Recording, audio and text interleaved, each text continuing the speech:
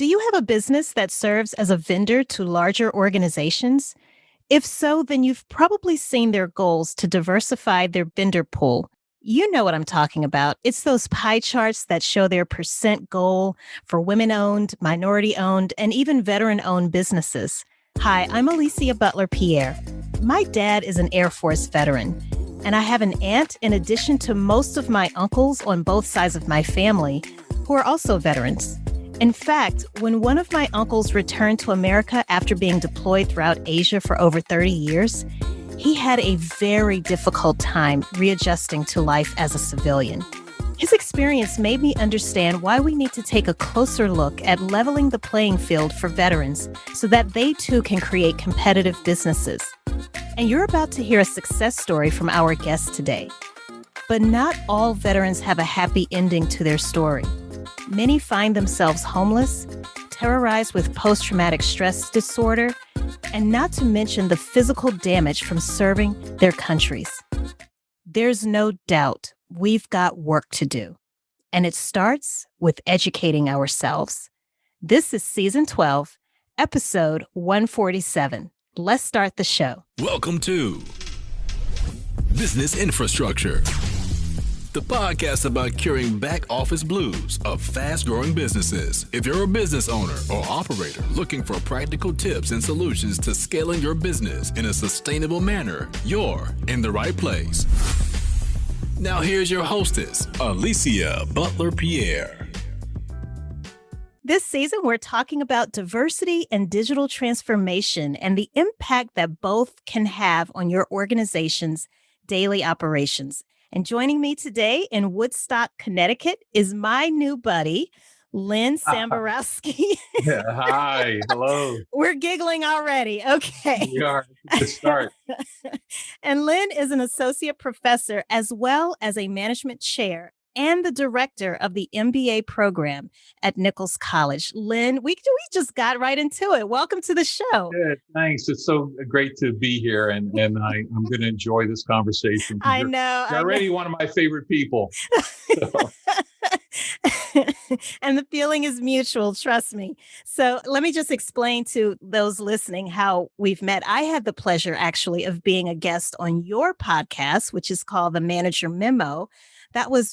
It seemed like that was months ago, but that was what, maybe about a month? Well, about a month ago, yeah. Okay. It already seems like we've known each other for so long. Yeah. But we had a fascinating conversation, and I'll make sure that we link to your podcast as well as that particular episode at businessinfrastructure.tv. But we're not here to talk about that. We're here to talk about you. All and right. You know what I just thought about, Len? You're in Woodstock, Connecticut. Is that the same Woodstock where the famous... I wish it was. It was. It's not? It's not. As I moved here, that's what I was hoping for, because I was hoping to see like Joe Cocker walk down the street, or Country Joe and the Fish, the Who. But no, I didn't run into any of those people. I guess there's Woodstocks across the country, especially up in the Northeast. But the famous Woodstock, Matt Yeager's farm, is in New York State. So. Oh, okay. So I knew it was somewhere Northeast. And when I saw that you were in Woodstock, I was like, oh, I have to ask him about that. But what we could do is we could have a concert out in my backyard. I get 2 acres. So, we could have kind of a mini concert out of it. It would work. Yeah, well, after this pandemic, let's make that happen. Yeah.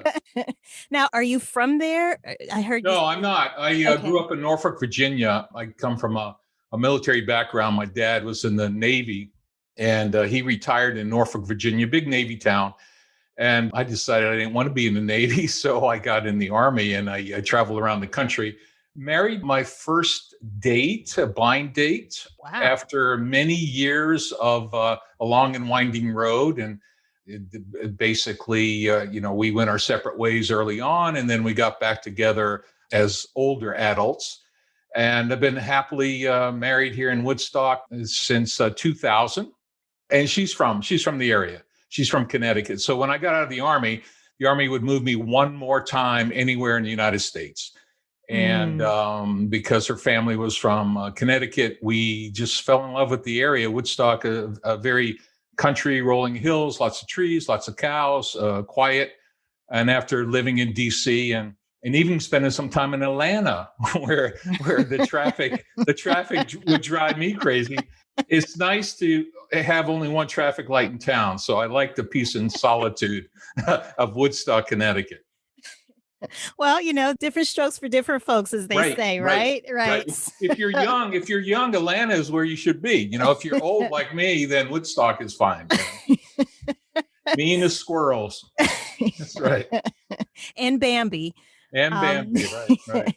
Now, I see that you went to, is it Bucknell? I went to Bucknell University in Lewisburg, Pennsylvania. And, at the time, in 1976, I graduated. At the time, Bucknell was like $8,000 a year. And that was all the money in the world. So I was fortunate enough to have a Reserve Officer Training Corps, ROTC scholarship coming out of high school. And that paid for my education.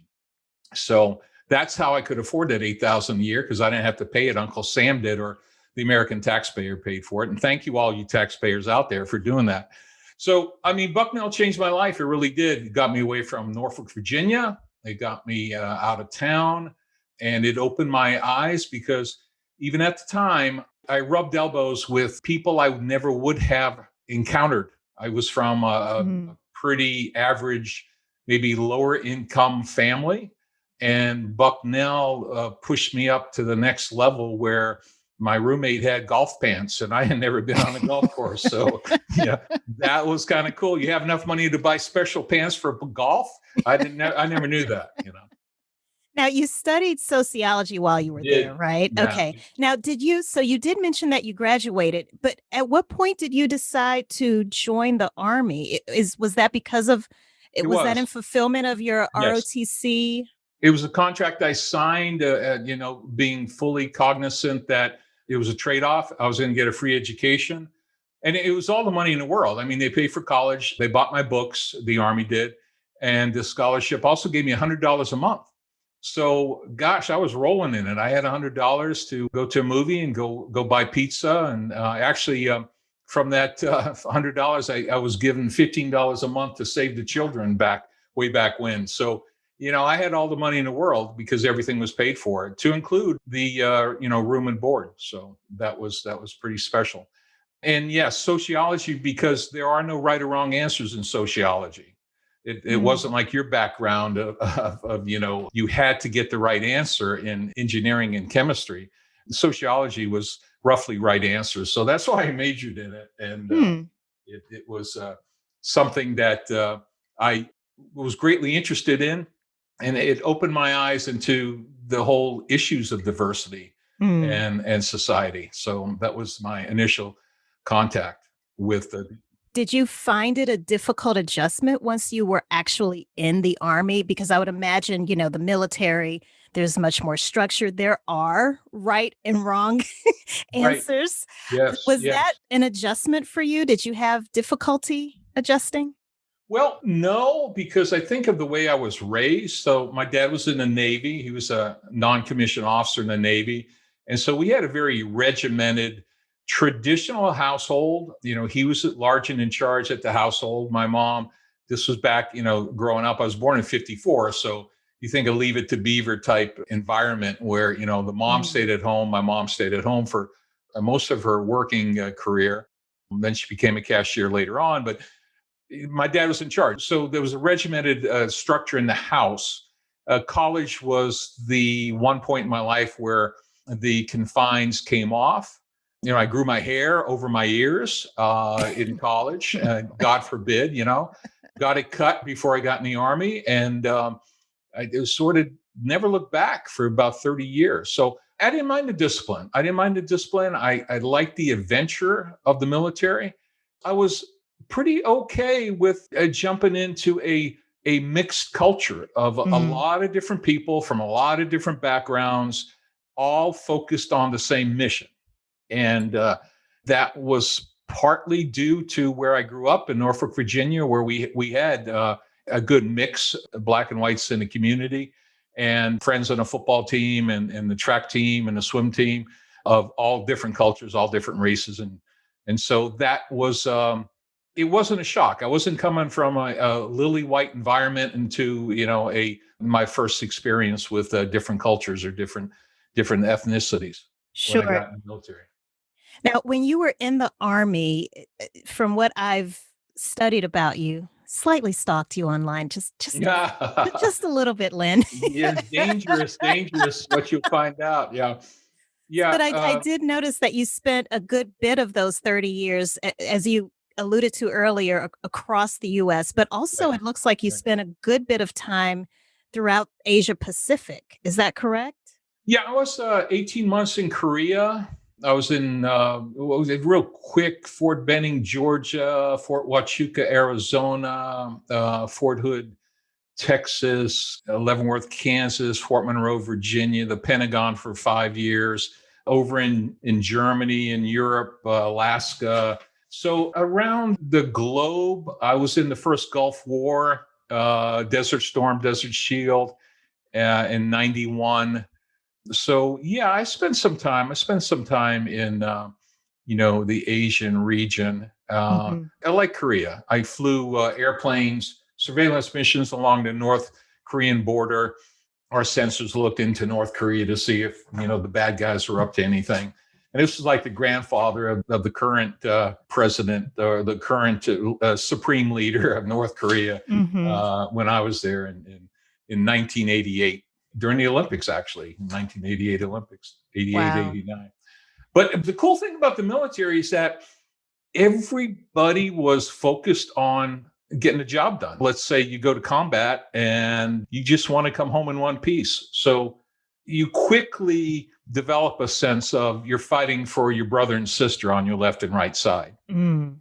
And it's not about race. It's not about gender. It's about the mission. Get the mission done, accomplish the mission. And that, I like that a lot. And I still have a hard time backing off from that in my current job as an academic, Mhm. because when a student comes in and says, I didn't do it because I had a belly ache or I stayed out too late partying, I kind of revert back to say, well, the mission didn't get accomplished. You didn't accomplish the mission. So what are we going to do about that? And I still have to catch myself and say, different environment and different tone. I have to take a different tone.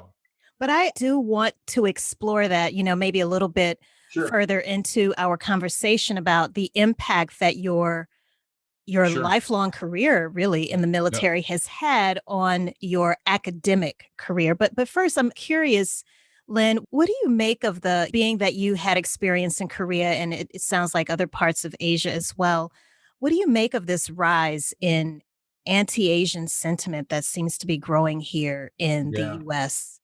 Yeah. I hate to simplify things because nothing is ever the first thought that you have. But I was looking at it the other day and thinking about the man who's just been brought up on charges about kicking an Asian woman, an older woman. I think it comes down, in my mind, to does somebody look different than you? Mm. Are they a different color? Do they wear their hair differently? Do they dress differently? Do they talk differently? And if you haven't had a lot of exposure to different lifestyles, you and I were talking a couple of weeks ago on my podcast about the shopping mall in Atlanta, Oh, yes. where you just walk in that mall and you see rainbow, literally, Yes. of all the different lifestyles across the country. Mhm. When you're exposed to that, it sort of preps you for it. But if you're not exposed to it, if you just isolate yourself in your bubble and you've never met a Korean woman or you've never met a Chinese grandmother, gosh, you're not ready to accept them into your group, Right. into your bubble. And that's dangerous. It really is dangerous. Mhm. So I had a cousin who actually worked in Atlanta years ago. And he told me he left West Hazleton, Pennsylvania, which was years ago primarily a Slavic coal mining town. And now with Amazon distribution center there, they've had an influx of Latin American Hispanics that have moved into the area. So the transition of the demographic has changed. But he told me that he had never really talked with a Black person before he went to Atlanta. They had never engaged with one, not in high school, not in elementary school, not in high school, no pals, no buddies, no sports teams. And so the first time he ever met a Black person was when he went to Atlanta. And he said it was hard. It was hard for him. And because he just had they look different. People look different. Right. And if you don't experience it, that's the first problem. So, well, he certainly can't not encounter a Black person. right. In Atlanta, Georgia. Yeah. Well, thank you so much for sharing that story, because I agree with you. And I wish I had this quote handy right now, but there was a quote that I read inside of a book back when we still could go into bookstores. Yeah. Oh my gosh. Yeah. But I remember looking inside of this book. I think it was called Animal Speaks. It was a book about Native American culture. But there was this really profound quote by I do remember his name, Chief Dan George. But basically he was saying, people fear what they don't understand. Right. Whenever you have that fear, it can lead to a violent reaction of some sort. So, but if I can find that quote, I'll make sure that I put it up on the website, because it was just so profound. But so, Len, when you, after 30 years being in the Army, you eventually landed at Nichols College. How did that happen?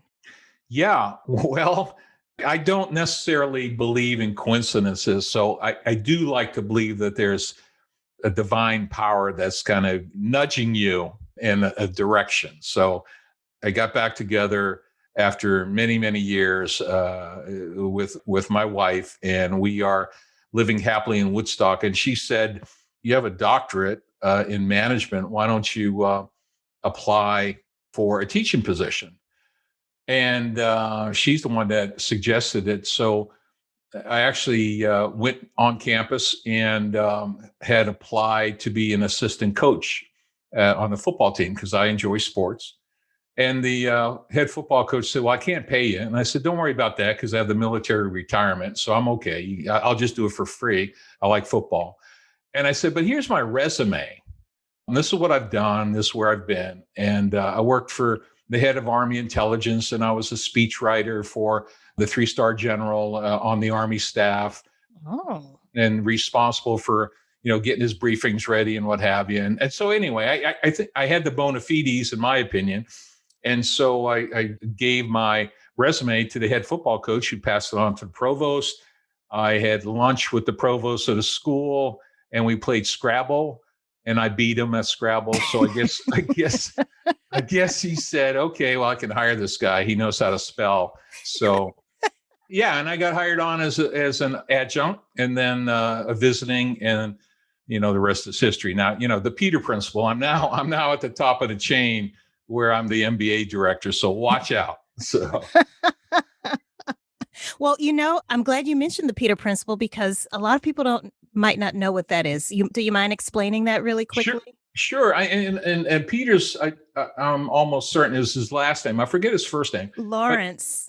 Okay, Lawrence Mm-hmm. Peters. And he wrote the seminal book, The Peter Principle, which basically said people will rise to their level of incompetence. Mm-hmm. So I'm, obviously don't believe I've risen to my level of incompetence.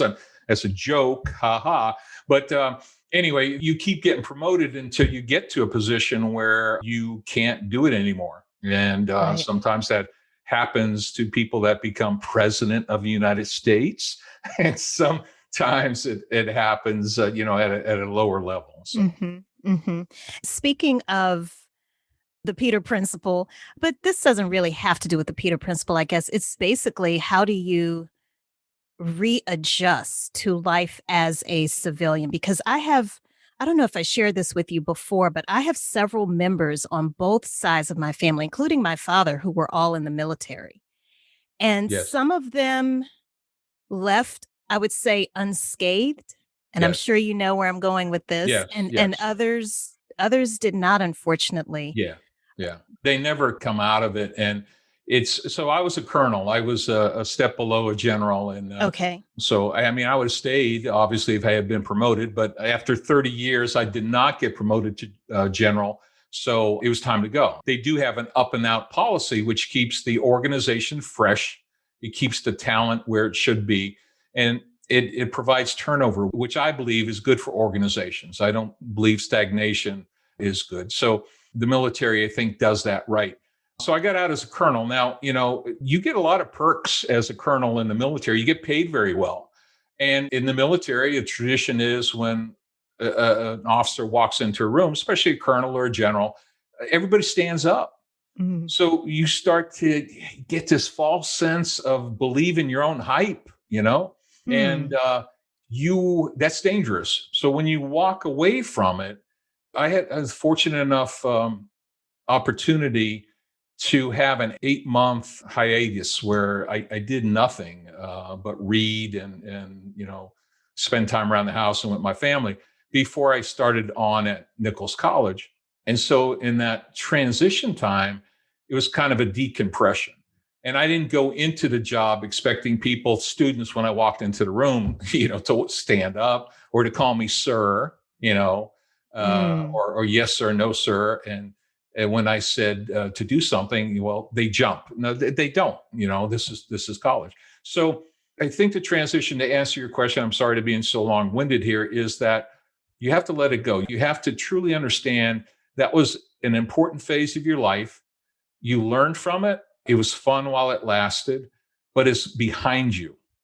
And I have a personal philosophy, and I actually want to put it on my gravestone on the ground in Arlington, where I'm going to be buried. Don't look back, don't look down. And so if you're reading my gravestone, you're looking down. Don't look back, don't look down, just look ahead and look where you are, because that's really the important thing. Wow, I love that. I really do. It kind of reminds me of that story of Sodom and Gomorrah, that biblical right. story, That's like right. don't That's look right. back. Don't look back. I'm Lest you warning turn, lest you turn into a pillar of salt, right? That's right. So I really want to kind of explore this whole transition of veterans into Sure. into the civilian world. Sure. One of the things that I noticed, and I'm thinking of one of my uncles in particular, I know that he always worked. He was in Asia Pacific. He was in the Navy, like Okay. your dad, Yep. but he was there the entire time. Yes. And I know that he always had positions in telecommunications, but he had a very difficult time readjust, because not only was he coming back, he left the US as an 18-year-old and Okay. returned in his 60s. Mm-hmm. So Wow. a lot had changed, Yep. obviously, and he had a very difficult time readjusting. And it was almost like starting over. I remember us helping him, his some nieces and nephews, we were getting together and helping him create an email address or create an email account, and just to be able to apply for jobs. And sometimes he'd ask, why do they want to know all of this information about me? Why do they want to know this? Why do they want to know that? But my point is that the transition was very difficult for him. And I would love if you could talk a little bit more about what companies, listeners who have, who own their own companies, who may want to proactively seek veterans Yes. to hire. How do we truly get them integrated back into, I guess, civilian life and Right. working again? When my uncle, for example, he didn't finish college. He actually left college to go into the Navy. And then once he was out, he didn't have the degree.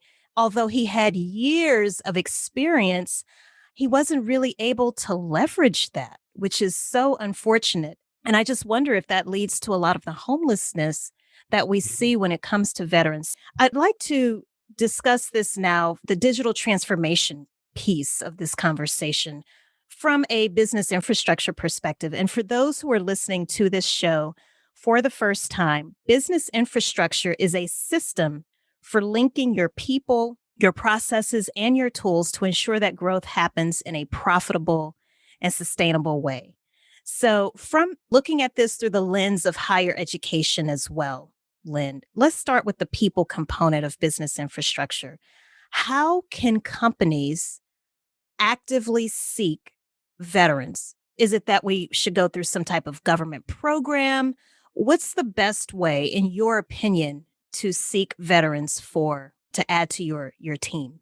Sure. There's always a Veterans Affairs agency in large cities or in states.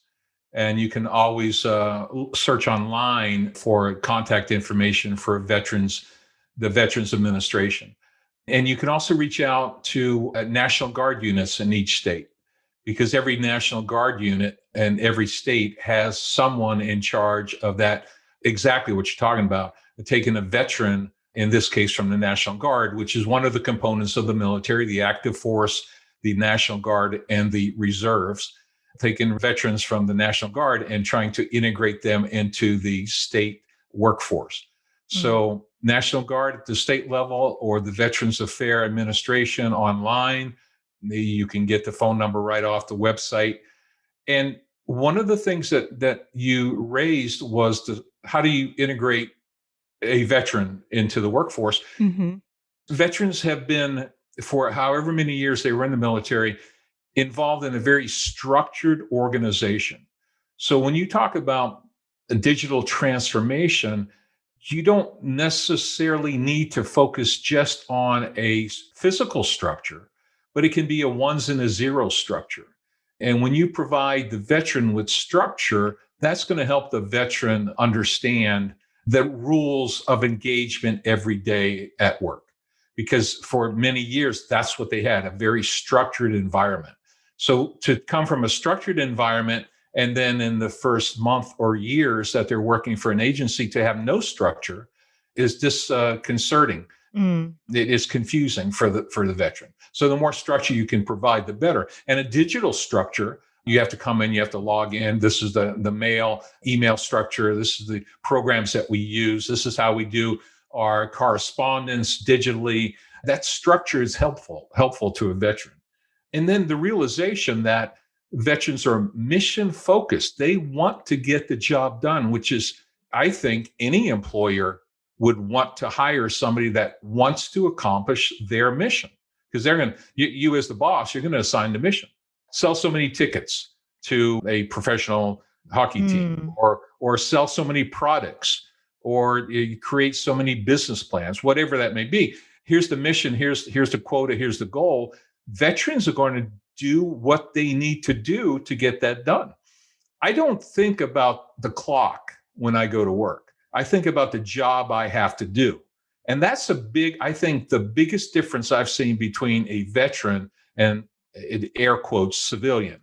It's not a 9-to-5 job in the mind of a veteran. It's get the job done. So the digital transformation can provide a structure and help incorporate a veteran in to the workforce. That was excellent and so in sync with what I was thinking, in terms of, I guess, setting an environment where that is conducive to veterans being able to make a fairly seamless transition. So I was thinking, in terms of the team building, organization, just order, that rank and file type order, and you've already mentioned structure.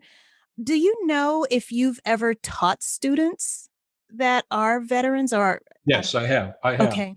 And I'll offer this too on the digital front, that most veterans will come out with far greater knowledge of cutting edge digital tools than an average employer or an average business, because you have the budget in the military to have the latest suite of Microsoft Office or the latest computers on every desk.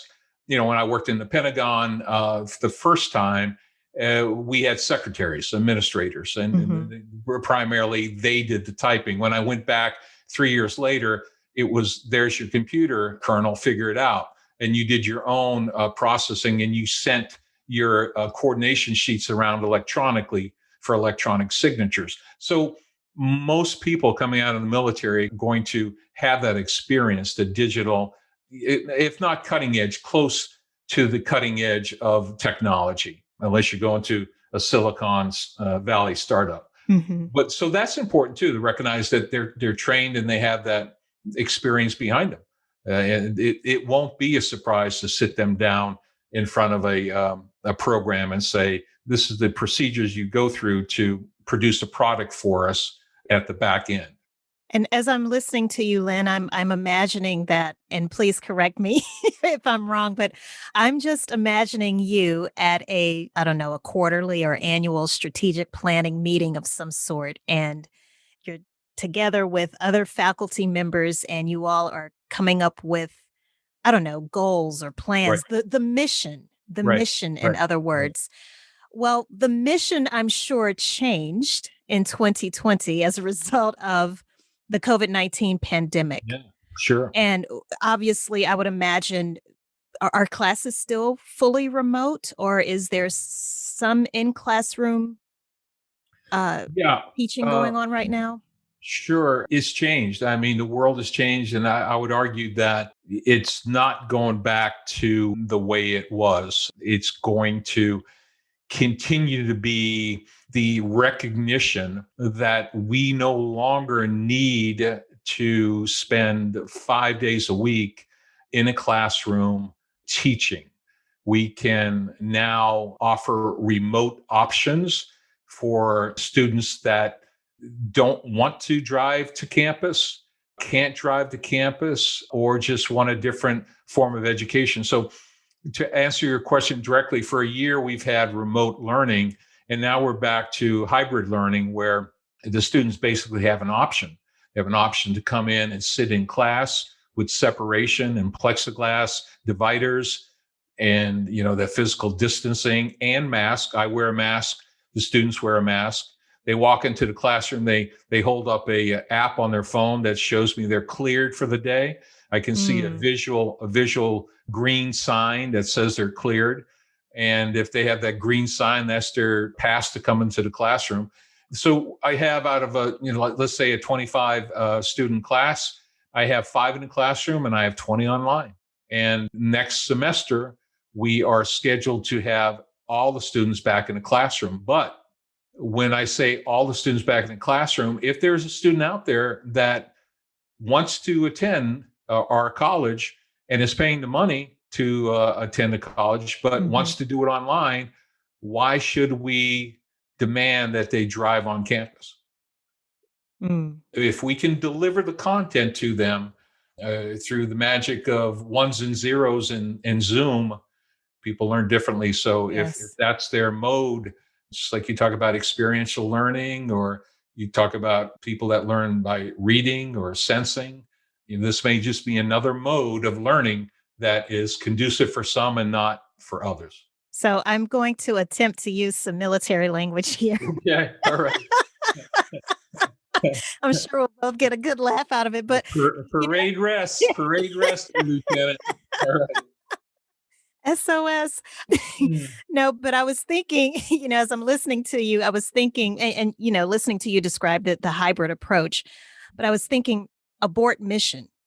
Right. And so again, I'm just imagining that at the beginning of 2020, or maybe even toward the end of 2019, you and your colleagues were together, kind of huddled in a conference room. Again, this is just me Yes. imagining what you were going through, and again, kind of laying out a plan Right. for 2020, as any company or organization would do. And eventually, what, come March 2020, abort mission. Right. So can you kind of describe to us, Len, how you Yeah. That's really, how you led, your faculty and staff in navigating, because it I, did require, even though there's obviously technologies that are being used in higher education, and definitely at Nichols College, sure. it's one thing to use it. It's another thing when you have to use it 100%. Right. Yeah, it almost gives me a flashback into some of my days in the military where we had, as you said, a crash mission.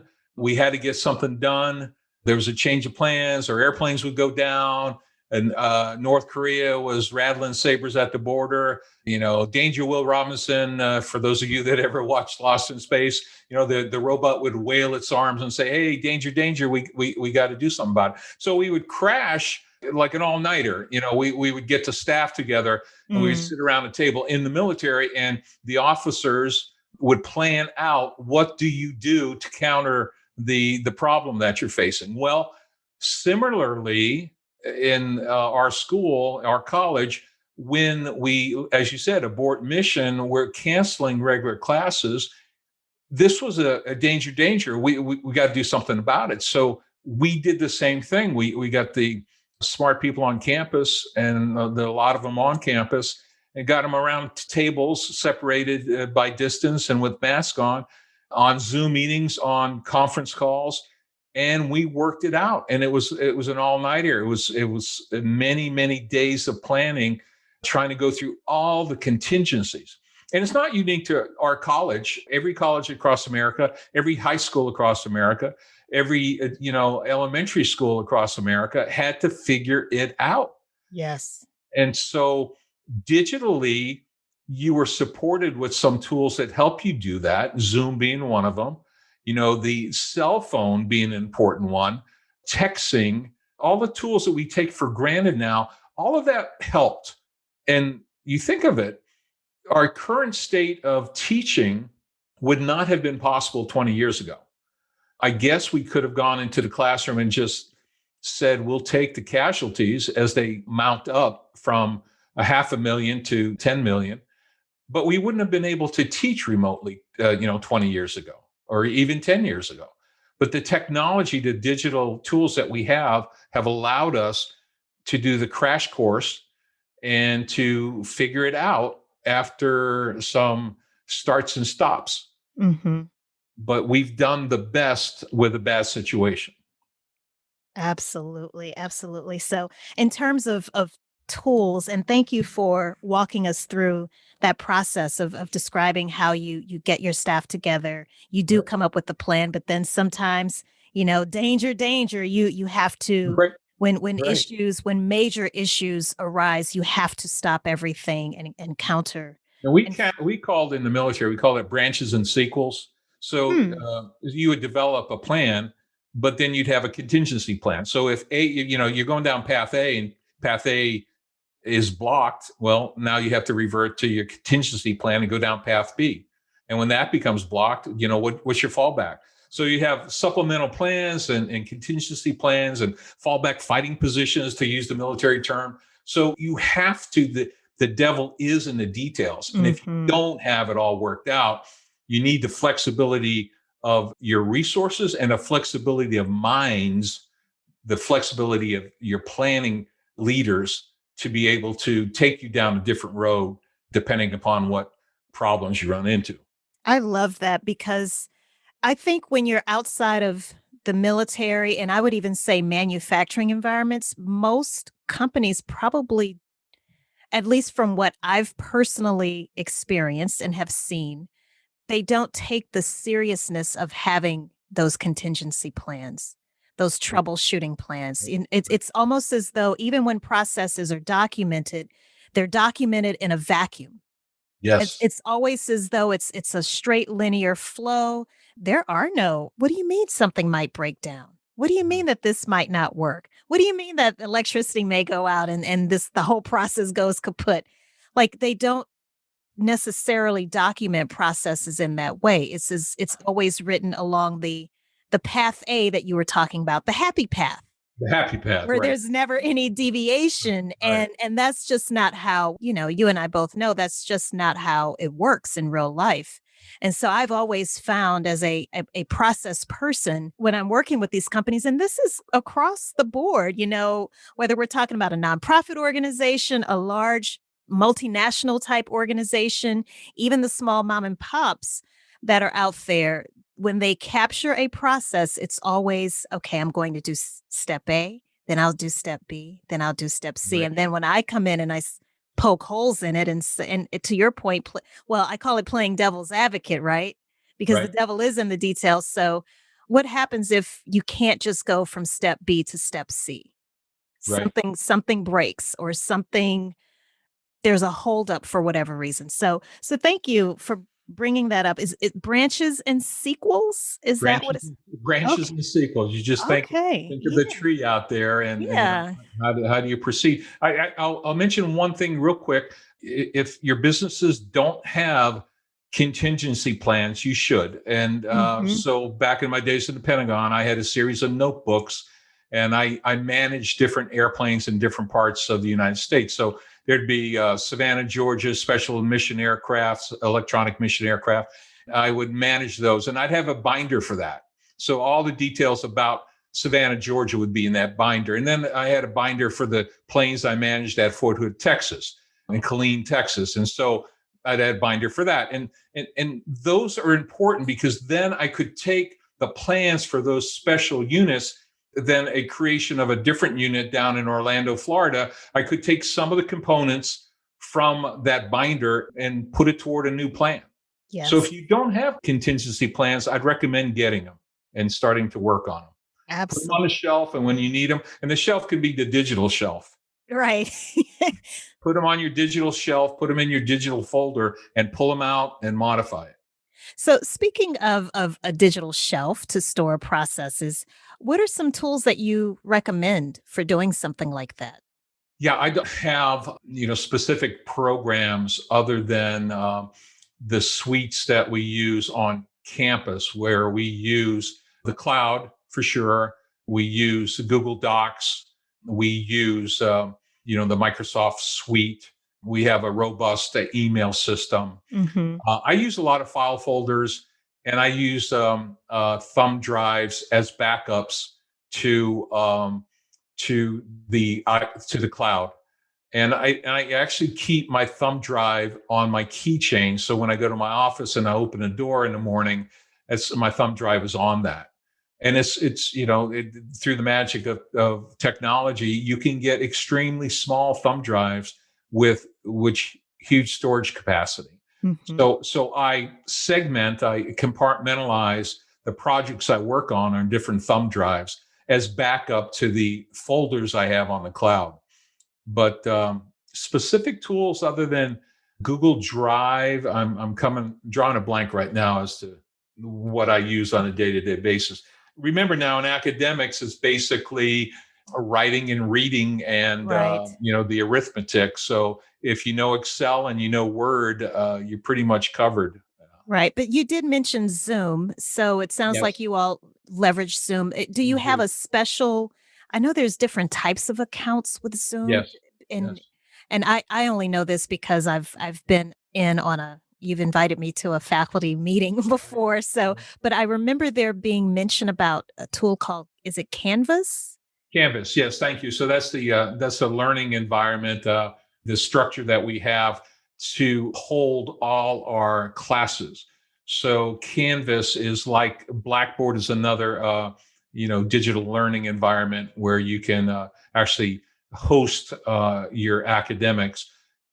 We had Blackboard and we switched to Canvas. Okay. Canvas to me seems a little bit more robust and easier to use. So CANVAS, Canvas, and it is a resident program where you pull it up on your computer. You're able to have your weekly schedule. You're able to put all the files that you'd have in a class. I use PowerPoint as my cue cards for my lectures. So I post my cue cards, I post my PowerPoints. If I have a PDF or a reading that I want the students to read, I can put that into a class window for the day of the class. Mm-hmm. They would read that ahead of time. They'd come to class prepared after having read the material. So everything that you can think of to manage a class, classroom management, would be resident on Canvas, to include grades. You can put your assignments up there, grade on Canvas, and then you can enter the grades, and it is automatically transmitted to the student. So as soon as I put the grade in of a 0, I get a text. Hey, Dr. Sam, why did I get the 0? Well, you didn't show up in class. So, it's automatic. It's automatic. And that's good. Because there's, you don't have the problem where it's the end of the semester and the student now learns that they're failing in class. The student will be kept apprised of their progress if you're diligent and you enter the grade. So Canvas is a pretty powerful tool, and we use that exclusively on our campus to do our job. I know we have to start wrapping up here, but I definitely want to make sure I ask you about the app that you mentioned earlier, where students can show you, I guess, that I don't know, are they taking their temperatures of some sort? To how does that work? And do you know the name of that app? Is it something that's exclusive to Nichols, or is it something that other people that are listening can actually implement maybe at their respective companies? Sure. It's called CoVerify.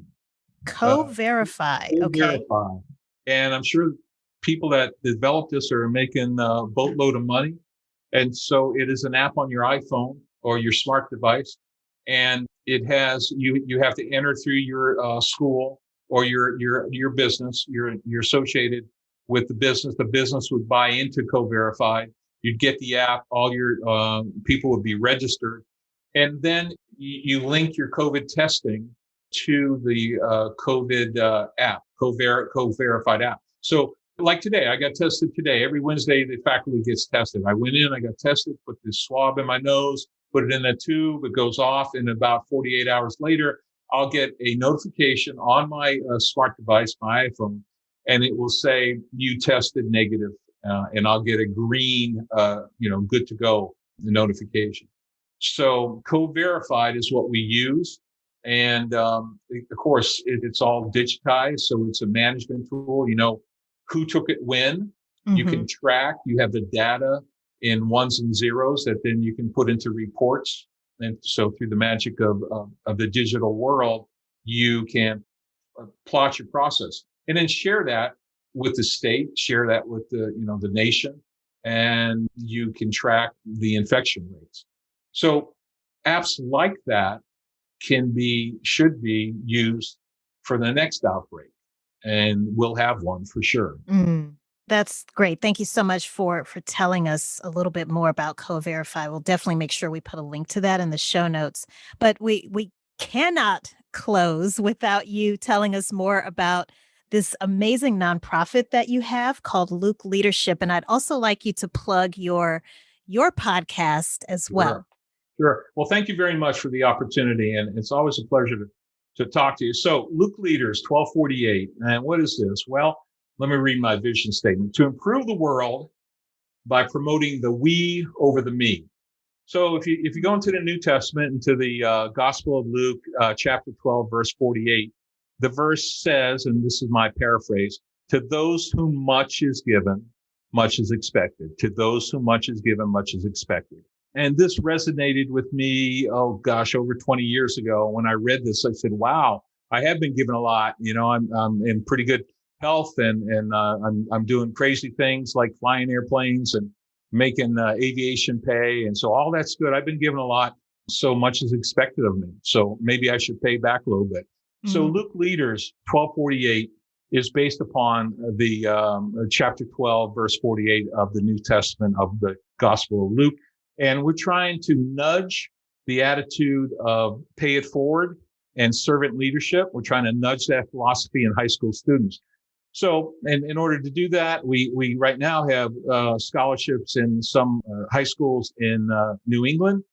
And we pay we grant a student $2,000 a year for 4 years at a college or trade school of their choice. And we've had students go on to University of Colorado and UConn and Loyola Chicago and Clark University. And they've graduated to be nurses and paralegals and biological engineers, teachers. So I'm really proud of the graduates that have had our scholarships. Over $100,000 has been given out. LukeLeaders1248.com. Check it out. LukeLeaders1248.com. And my goal as the director of Luke Leaders is to make it a nationwide recognized scholarship by 2025.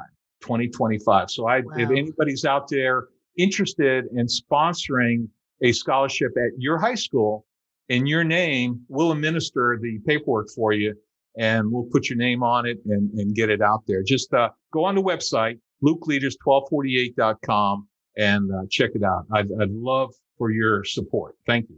That is awesome. Speaking of a mission, I know that you will you will see to it that this mission is in fact accomplished.